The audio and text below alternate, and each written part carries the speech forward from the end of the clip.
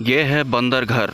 इस खूबसूरत से बंदर घर को बंदरगांव के बंदरों ने संजीवनी बूटी की पेड़ों के शाखाओं से खुद बनाया है। जी हाँ दोस्तों, बंदरगांव के बंदरों ने सर्दी गर्मी बरसात से बचने के लिए, आराम करने के लिए अपने हाथों से खुद एक घरनुमा हट बनाया है। इस हट को देखने से पता लगता है कि बंदरगांव के जो बंदर हैं वो कितने कुशल कारीगर हैं। वैसे हर कोई इंसान बंदरों के इस खूबसूरत से घर के दर्शन नहीं कर सकता, लेकिन जब से मैं बंदरगांव में आना शुरू हुआ था तो धीरे धीरे मेरी दोस्ती बंदरगांव के बंदरों से होने लगी और बाद में मुझे पता चला कि बंदरगांव के बंदर तो सिद्ध हैं, मतलब दैवी शक्तियों वाले भी हैं। बंदरगांव के दिव्य बंदरों के बारे में मुझे तब पता लगा जब मैं हर रोज बंदरगांव आया करता था, इन बंदरों को कुछ न कुछ खिलाया करता था। तो ऐसे ही धीरे धीरे बंदरगांव के बंदरों ने मुझसे बात करना शुरू कर दिया, लेकिन बंदरों के बात करने का जो तरीका होता था बिल्कुल सूक्ष्म होता था। तो बंदरों से सूक्ष्म स्तर पर दोस्ती करने के बाद ही मुझे बंदरगांव के बंदरों ने अपने इस बंदर घर के दर्शन कराए। वैसे बंदरगांव का जितना भी क्षेत्र है वो काफी मनमोहक है। जब मैंने बंदर घर के आसपास के एरिया का मुआयना किया तो मैंने देखा कि वहां पर एक काले रंग का सांप अक्सर बंदरों के साथ में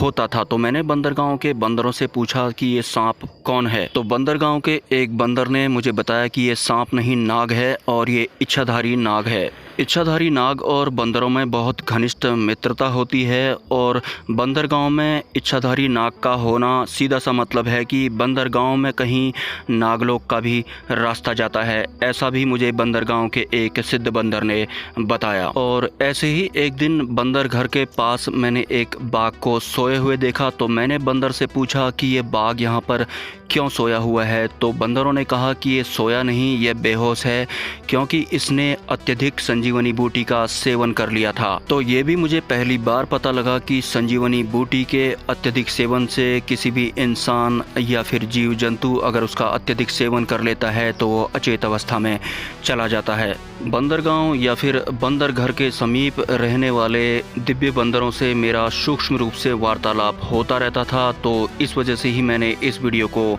बनाना जरूरी समझा। बंदरगांव के दिव्य बंदरों की वजह से मुझे बहुत कुछ सीखने को मिला। इससे पहले मैं ये सोच रखता था कि इच्छाधारी नाग सिर्फ फिल्मों तक ही सीमित होते होंगे और आज भी जो इच्छाधारी नाग होते हैं वो पाताल लोक में निवास करते हैं, लेकिन कोई इंसान, साधक या भक्त अगर सच्ची श्रद्धा के साथ उनका आह्वान करता है तो वो उनके समक्ष पेश भी हो जाते हैं। और जो इच्छाधारी नाग होते हैं वो जब चाहे जितना चाहे अपना आकार बढ़ा लेते हैं और जब चाहे इंसान बन जाते हैं। और रामायण और महाभारत काल से भी पहले नागवंश चला आ रहा है। मौजूदा समय में अगर आप देखें तो नागपुर और नागालैंड के जो निवासी हैं ऐसा माना जाता है कि वो नागवंशी हैं, मतलब उनके पूर्वज नागलोक से संबंध रखते हैं। मुझे नागलोक या फिर नागवंश के बारे में इतनी सारी जानकारी कैसे प्राप्त हुई तो मैं आपको बताना चाहूँगा। थोड़े समय पहले मेरे आज्ञा चक्र में मुझे एक भयानक काला नाग दिखना शुरू हुआ था, जिसे देखकर मैं बहुत ज़्यादा डर गया था क्योंकि इतना बड़ा नाग आज तक मैंने फिल्मों में भी नहीं देखा था। और धीरे धीरे वो काला नाग हरा बन गया और एक दिन अचानक से उस नाग ने नाग कन्या का रूप ले लिया और उस नाग माता का नाम माता मनसा देवी था, जो कि भगवान शिव के गले में जो नागराज हैं जिनको कि वासुकी कहा जाता है उनकी बहन है। सच बताऊं तो उससे पहले मुझे ये भी नहीं पता था कि माता मनसा देवी कौन है। और तब से ही मैंने अपने वीडियोज़ में या फिर अपने शॉर्ट्स में बंदरों के साथ नाग को भी दिखाना शुरू किया है। Do not forget to like, share and subscribe.